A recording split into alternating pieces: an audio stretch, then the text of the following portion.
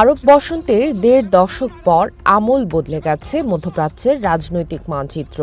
যেসব স্বৈরশাসক একসময় ছিলেন সর্বময় ক্ষমতার অধিকারী, তাদের কেউ নির্বাসনে মারা গেছেন, কেউ নিজ জনগণের হাতে প্রাণ হারিয়েছেন, আবার কেউ দীর্ঘ যুদ্ধের পর দেশ ছাড়তে বাধ্য হয়েছেন।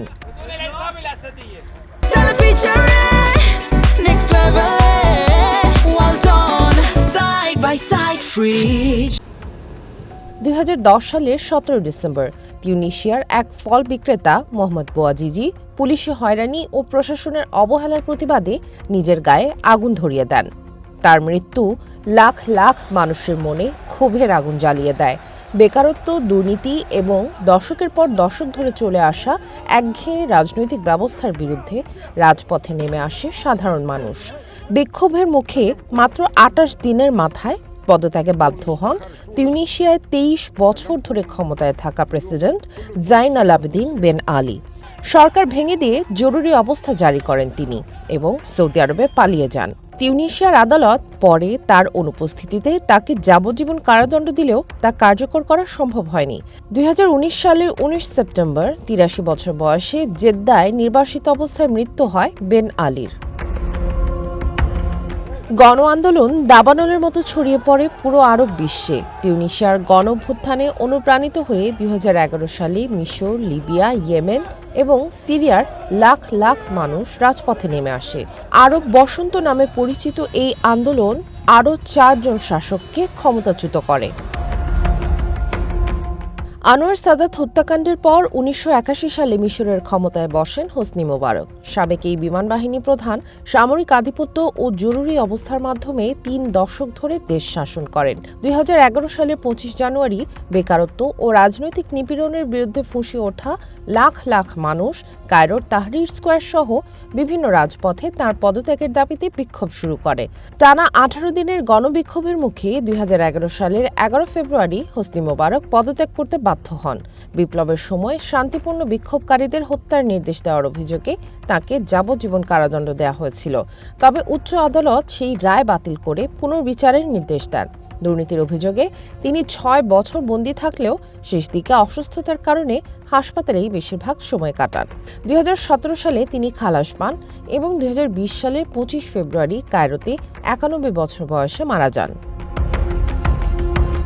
আলী আবদুল্লাহ সালেহ দীর্ঘ ৩৩ বছর ইয়েমেন শাসন করেছেন।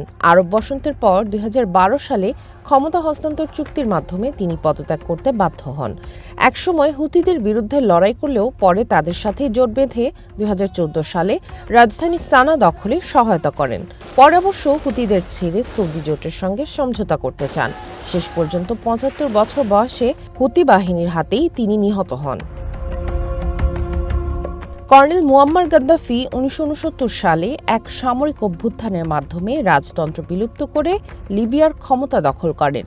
তিনি প্রাতিষ্ঠানিক কাঠামোর বদলে বিপ্লবী কমিটির মাধ্যমে দেশ পরিচালনা করতেন এবং লিবিয়ার বিশাল তেল সম্পদ ব্যবহার করে নিয়ন্ত্রণ বজায় রাখতেন।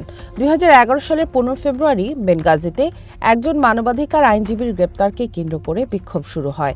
গাদ্দাফির রক্তক্ষয়ী দমনপীড়ন শান্তিপূর্ণ আন্দোলনকে গৃহযুদ্ধের রূপ দেয়। নেটোর বিমান হামলা এবং বিদ্রোহীদের তীব্র আক্রমণের মুখে ২০১১ সালের ২০ অক্টোবর গাদ্দাফি নিজ শহর সিরতেতে ধরা পড়েন এবং বিদ্রোহীদের হাতে নিহত হন। হাফিজ আল আসাদের মৃত্যুর পর ২০০০ সালে সংবিধান সংশোধন করে মাত্র ৩৪ বছর বয়সে সিরিয়ার প্রেসিডেন্ট হন তার ছেলে বাশার আল আসাদ। ডেরায় কয়েকজন কিশোরের সরকার বিরোধী গ্রাফিতিকে কেন্দ্র করে সিরিয়ায় বিক্ষোভ শুরু হয়। আসাদ সরকারের নৃশংস দমনপীড়ন দেশটিকে দীর্ঘস্থায়ী গৃহযুদ্ধে ঠেলে দেয়।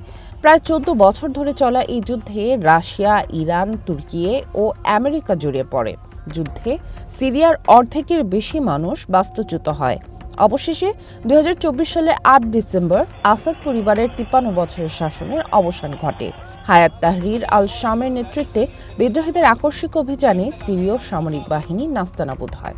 বিদ্রোহী বাহিনী দামেস্কে প্রবেশ করলে বাশার আল আসাদ সপরিবারে বিমানে করে মস্কো পালিয়ে যান। বর্তমানে তিনি সেখানেই রাজনৈতিক আশ্রয়ে রয়েছেন। সামিয়া জান্নাহ, ওয়ান ইন্টারন্যাশনাল ডেস্ক।